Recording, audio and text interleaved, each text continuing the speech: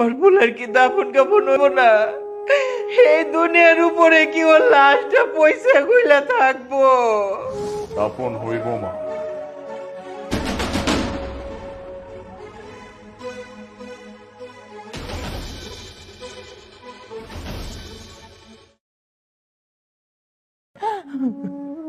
ও বাজান, তোর দুইটা পায়ে ধরি, তুই তোর ভাইয়ের দাফন কাফনের ব্যবস্থাটা কর না বাপ। পাও ছাড়ো তো, কি শুরু করছো তুমি? হ্যাঁ, তুমি এ পর্যন্ত যত দিন যত কথা কইছো, যত আবদার করছো, সব আবদারে আমি রাখছি।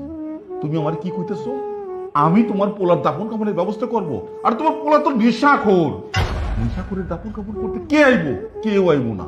আর আমি কারো কাছে যেতেও পারবো না। ওরে আমি কতদিন কত ভাবে বুঝাইছি নেশা করা কিন্তু ভালো না, কিন্তু তোমার পোলা আমার কোনো কথা রাখছে, আমার কোনো কথা শুনছে? কোনো একটা জায়গায় যেতে পারি না। তোমার পোলার দাফন কাফন হইব কি না হইব সেইটা আমি জানি না, কিন্তু একটা নেশা করে দাফন কাফনের লেগিয়া আমি কারো কাছে যেতে পারবো না। বড় বৌমা, বড় বৌমা, তুমি অন্তত বড় পুলারে বুঝাও, ওর ভাইয়ের লাশটা দাফন কাফন করুক। দেখেন আম্মা, এখানে বোঝানোর কিছু নাই। ও যে মারা গেছে এটা নিয়ে আমরা সবাই কষ্ট পাচ্ছি, আমাদের খারাপ লাগছে, কিন্তু ওর দাফন কাফনের জন্য আমরা কিছুই করতে পারবো না। আর আজকে যদি ওর দাফন কাফন আমরা করি, তাহলে আমরা কোনোদিনও নিজেদেরকে ক্ষমা করতে পারবো না। আর আপনার ছেলের উপরে তো আমি কথাই বলতে পারবো না, আপনি অন্য জায়গায় দেখেন। ও বাজার, তোর দুইটা পায়ে ধরে তুই অন্তত আমার ছোট পুলারের দাফন কাফনের ব্যবস্থা কর বাপ। এই মা বাচ্চারও তো, তোমার এই পোলা যদি ভালো হইতো তাহলে এটা দাফন কাফনের ব্যবস্থা করতাম। কত ভালো মানুষ মরে যাইতেছে, ওকে জানা যায় কেউ আসে না, কয় ব্যস্ত সময় নাই।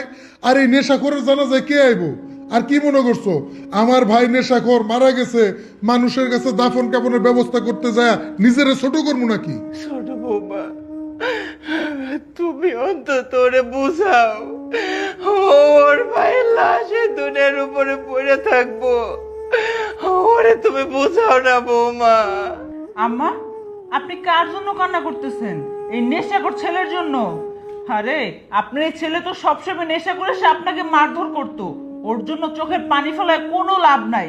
আপনার ছেলেরা যা বলেছে সেটাই হবে, কারণ ওনাদের মুখের উপর আমি কোনো কথা বলতে পারবো না। আমি হচ্ছে এবারে ছোট বউ। তাইলে আমার ফুলের কি দাফন কাফন হইব না? এই দুনিয়ার উপরে কি ওর লাশটা পয়সা কইলা থাকবো? দাফন হইব মা।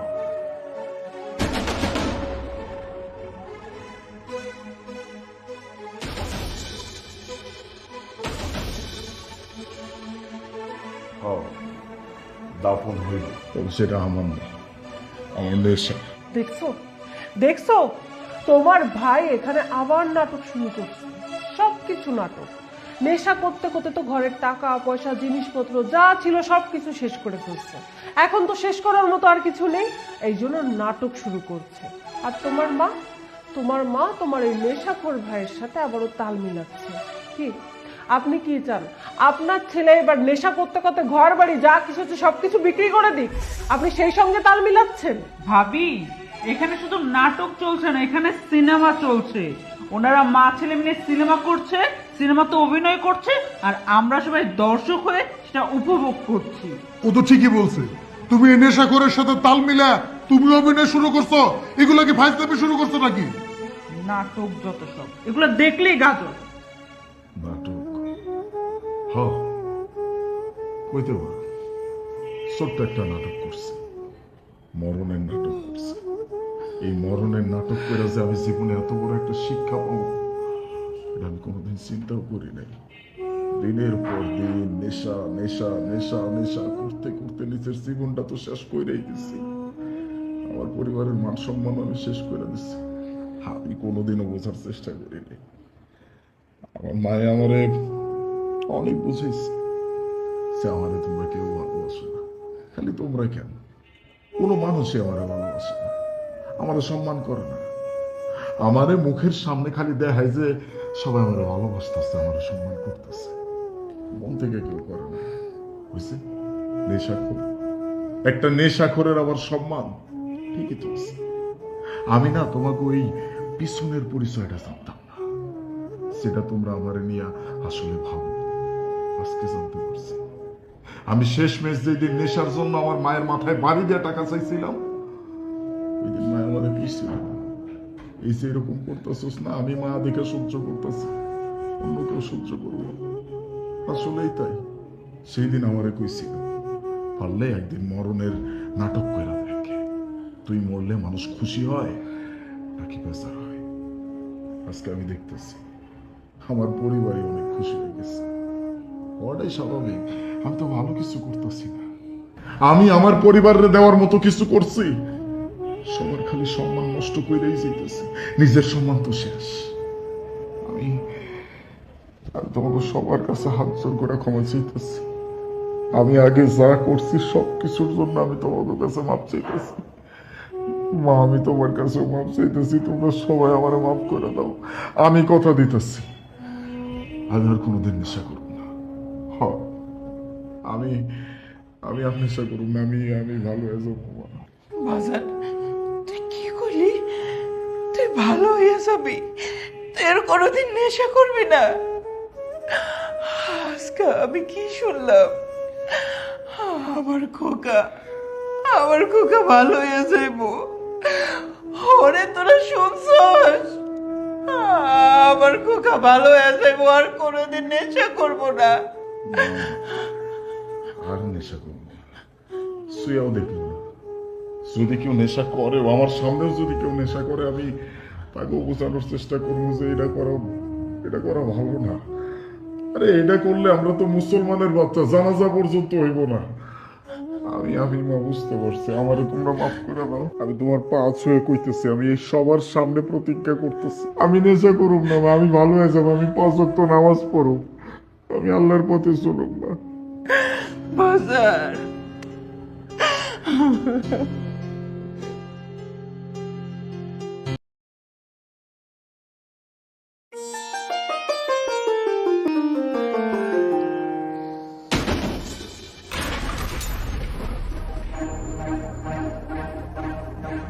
সেই স্বাদ, সেই গন্ধ, অনেক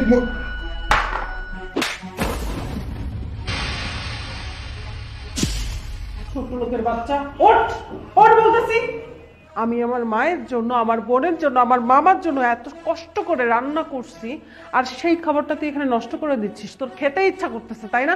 যখন যেটা দেখবি তখন সেটা খেতে ইচ্ছা করবে। হিজড়ার ঘরের হিজড়া আমার সংসারটা পুরো অশান্তিতে ভরে দিয়েছে। ওকে এক্ষুনি ঘর ধাক্কা দিয়ে এখান থেকে বের করে দিব।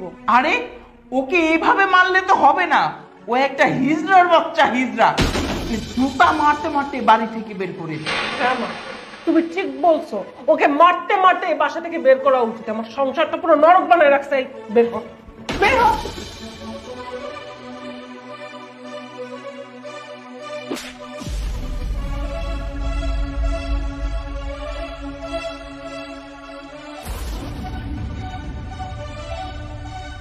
তুমি আমার ভাইজানকে ধাক্কা দিয়ে বের করে দিচ্ছ কেন?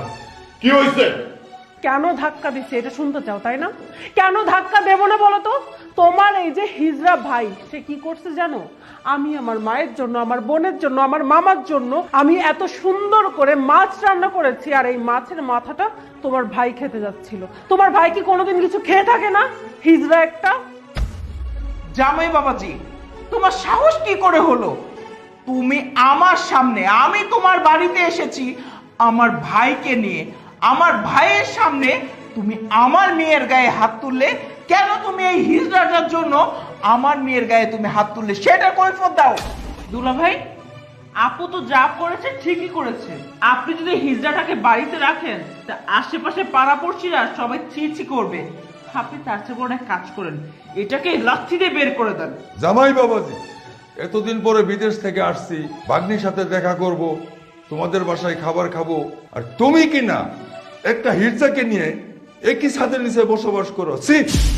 বাস, আমি আর একটা কথাও শুনতে চাই না। আর একটাও ফালতু কথা যদি কেউ বলছে তাহলে কিন্তু আমি ছেড়ে কথা বলবো না। কি ভাবছেন? হ্যাঁ, আমার ভাইজানকে নিয়ে যা ইচ্ছা তাই বলবেন আপনারা, আর আমি মুখ বুঝে সেটা চুপ করে সহ্য করব? কখনো না। কাকে অপমানজনক কথা বলতেছেন? হ্যাঁ, কাকে এই বাড়ি থেকে বের করতে বলতেছেন? যে বাড়িতে দাঁড়ায় আছেন যেই বাড়ির টেবিলে বসে খাইতে বসছিলেন, এই বাড়িটা কিন্তু আর কারো না, আমার ভাই জানে। আর তার থেকেও বড় কথা, আমি কে? আজকে আমি একজন সফল ব্যবসায়ী হিসেবে পরিচিত কার কারণে? আমার ভাইজানের কারণে। আমি তো আমার নিজের পরিচয় জানি না। হ্যাঁ, আমার বাবাকে, আমার মাকে আমি কিচ্ছু জানি না। এই যে এই মানুষটা আমাকে স্টেশন থেকে তুলে নিয়ে আসছে, আমাকে পড়াশোনা করাইছে, নিজের ছোট ভাইয়ের মতো মানুষ করছে। আর আজকে আমি এরকম একটা অবস্থানে দাঁড়াইছি, স্ট্যাবলিশড একটা ছেলে, আর সেই স্ট্যাবলিশড ছেলেকে দিয়ে নিজের মেয়েকে বিয়ে দিচ্ছেন। এখন এই ছেলের ব্যাকগ্রাউন্ড কি সেটা আপনারা জানেন না? তাহলে আমার ভাইকে নিয়ে উল্টাপাল্টা কথা কেন বলতেছেন? হ্যাঁ, সে হিজড়া হয়েছে তো কি হয়েছে? সে কি মানুষ না? সে কি সম্মান পাওয়ার যোগ্য না? তাকে সম্মান করা যায় না? আমি বুঝতে পারতেছি না যে আমি কাদের সাথে কথা বলতেছি। শোনো, সাফ সাফ বলে দিতেছি, একদম কান খুলে শুনে রাখো, আমার ভাইকে নিয়ে একটা উল্টাপাল্টা কথা কেউ বলবে, আমি তাদেরকে এই বাড়ি থেকে বের করে দিব। চুপ কর আলিফ।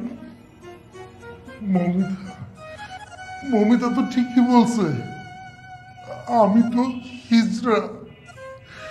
এই সমাজের কোনো জায়গায় আমার জায়গা হয় না। আমি হিজড়াদের সাথেই থাকতাম। আমার কোনো পরিবার নাই। আমি হিজড়া ঠিক আছে, কিন্তু এই হিজড়াকে আমি ইচ্ছা করে হয়েছি? আল্লাহ আমার এমন বানাইছে, কিন্তু আল্লাহ আমার মানুষ হিসেবে বাঁচায় রাখছে। তোমাদের যেমন মন চায় একটা পরিবারের সাথে থাকতে, একটা সংসারের মধ্যে থাকতে, আমি হিজড়া কিন্তু আমি তো মানুষ, আমারও মন চায়। আমি যে হিজড়া হইছি এটাতে কি আমার কোনো দোষ আছে? কোনো দোষ নাই। শুধুমাত্র একটা পরিবার পাওয়ার জন্য এই আলিফকে আমি কিভাবে পাই তুমি জানো? স্টেশনের রেল লাইনের এখানে এই আলিফ বসেছিল। স্টেশনে অনেক লোক ছিল, আশপাশ দিয়ে হাট ছিল। এই আলিফকে বাঁচানোর জন্য কেউ এগিয়ে যায়নি। আমি হিজড়া। ওই জায়গা থেকে আলিফকে আমি আমার কাছে নিয়ে আসি। আমি বাজারে বাজারে মানুষের কাছে হাততালি দিয়ে টাকা তুলছি, গাড়িতে টাকা তুলছি। এসব টাকা তুলে আমি আমার আলিফকে লেখাপড়া করাইছি। আজকে আলিফ অনেক বড় ব্যবসা করে, ও বড় হয়েছে। তারপর আমি যখন ভাবলাম যে আলিফকে যদি আমি একটা বিয়ে করাই, তখন তো আমারও একটা সংসার হবে। তখন আমি নিজে তোমাকে পছন্দ করে আমার ভাই আলিফের সাথে বিয়ে দিই। আমি এটাতেই খুশি, আমার সংসারটা হয়েছে। আমি তো হিজড়া, এই দুনিয়ার সমাজের কোনো জায়গায় আমার জায়গা নেই। এই পরিবারে কিভাবে হবে? আমি যে হিজড়া এটা আমি ভুলে গেছিলাম। আলিফ ভাই, তোর সংসার হয়েছে, তোর বউ আছে, শাশুড়ি আছে, তোর পরিবার আছে। আমি আবার সেই স্টেশনে চলে যাই। তুই তো এখন অনেক বড় হয়েছিস, এখন আর ভাইজানকে তোর দরকার নাই।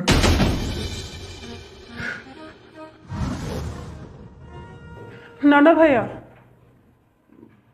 আপনি কোথাও যাবেন না, আপনি এখানেই থাকবেন। আমি আপনার সাথে এতদিন অন্যায় করে ফেলছি।